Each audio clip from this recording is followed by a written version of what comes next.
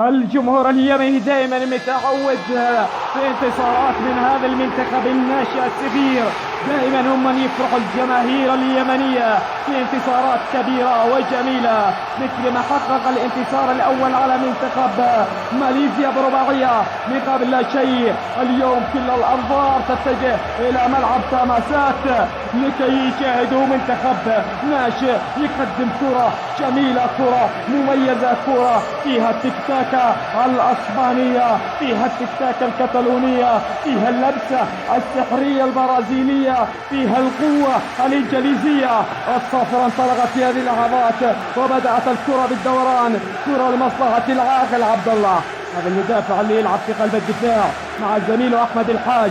كرة الآن والخطورة على خط الخلاص، تصويبة من خطأ من مسافة بعيدة. هذه كرة منقولة جميلة، ولكن حارس مرمى لوس يتصدى لها الحارس مامباسوف.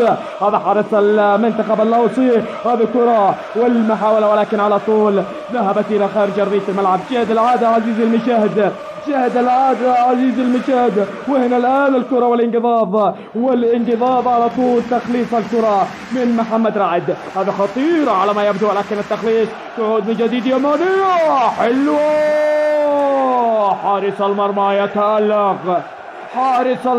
يتألق للمرة الثالثة أمام المهاجمين اليمنيين.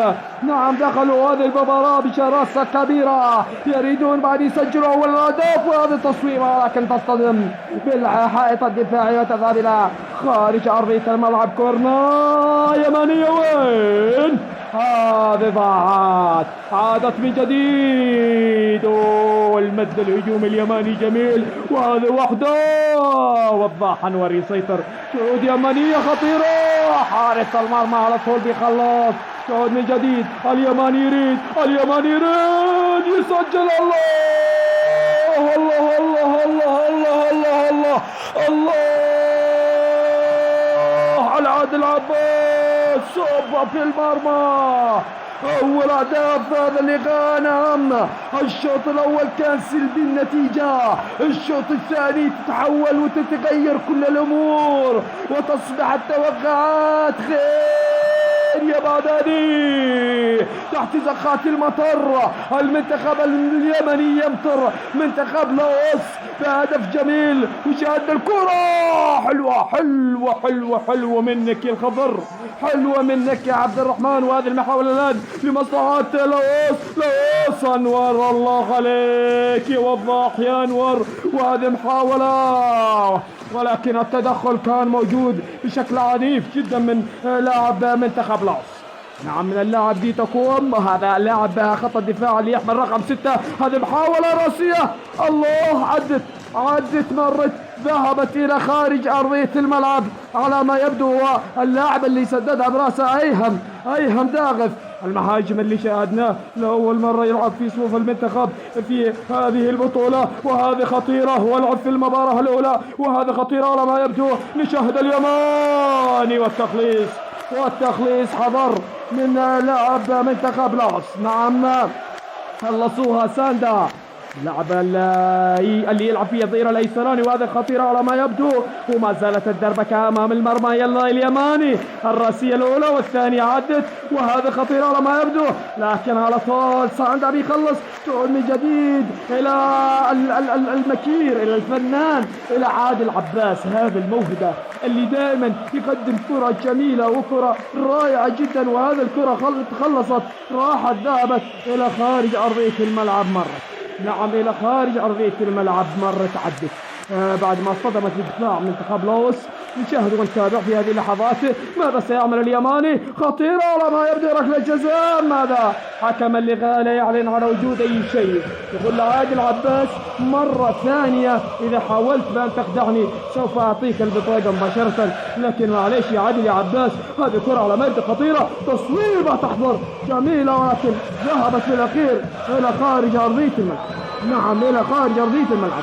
هنا عرضية والرأسية الجميلة، ونشاهد المد الهجوم اليماني اللي ما زال يقدم كرة جميلة وأداء كبير جدا. نرفع له القبعة ويرفع له كل الجمهور الرياضي القبعة الكبيرة. حلوة هذه التصويبة، حلوة هذه التصويبة من أيهم يريد بأن يسجل أول الأهداف، يريد بأن يوهم حارس مرمى نادي أو منتخب لاوس وتذهب الكرة وتسكن في مرماه، ولكن حاول وحاول وحاول وما زال يحاول، وممكن بأن يسجل، ليش لا، وممكن بأن يسجل، ليش لا. هذه الكرة على ما يبدو خطيرة، والتخليص ماذا يقول الحكم؟ لا يعلن على وجود أي شيء. هذه تصويبة من أيهم، حلوة التصويبة، ولكن الحارس والله ما بسوث، هذا حارس كبير، هذا دائما يقدم مستوى كبير.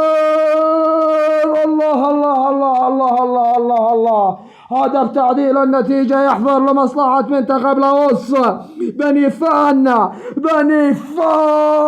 يسجلوا يا منتخبنا، يا منتخبنا. هذا ما يبني، هذا يحطم لاعب نادي لاوس، والتصويبة تحضر من اللاعب عادل عباس، يريد بأن يسجل هدف التقدم من جديد، لكن الكرتات عادت من جديد يمانية في المنتصف. محاولة التخليص يحضر، نشاهدوا هنا كان في عرغلة على اللاعب عبد الرحمن الخضر، تصويبة، ولكن الحارس منباسوث يسيطر عليها. نعم عادت من جديد، نشاهد ونتابع أعزائي المشاهدين ماذا سيحدث. لم يحدث شيء، بل الآن هل حدث شيء، ولكن الحكم لم يعلن عن وجود أي شيء. هذه الكرة مرت، هذه ركنية خطيرة، وحارس المرمى والله قطع الماء والكهرباء والنت وكل الطرق إلى المرمى إلا هدف. نريد فقط هدف ثاني. هذا التصويب الجميلة، المخرج معجب بالكرة. قلت لكم حارس كبير، قلت لكم حارس خطير، والله عذبنا، والله حطم مشاعرنا، لكن لا مشاعر تتحطم. ركلة جزاء،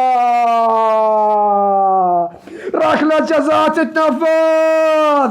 الطريق أنور ينور الطريق إلى النقطة السادسة. نعم إن شاء الله المباراة لم تنتهي، نعم ما زال في متسع من الوقت، لكن أمام المنتخب اليمني لا متسع أبدا من الوقت، بل هو من يحسم، بل هو من يسجل، بل هو من يصنع الانتصار، بل هو من يتمسك بالصدارة. الله يا أنور يا طريقي، ما أجملك، ما أجمل طرقاتك، ما أجمل أهدافك، ما أجمل تسديداتك. وهذه وحده عدت ذهبت إلى خارج أرضية الملعب، مرت. وهذه الثانية من الحنبصي من البديل، أراد بأن يسجل ولكن الكرة عدت. هذه خطيرة على ما يبدو. نشاهد ونتابع اليماني خلاص، اليماني ما نسي الهدف اللي يسجل في مرماه. اليماني يريد بأن يعذبهم، اليماني يريد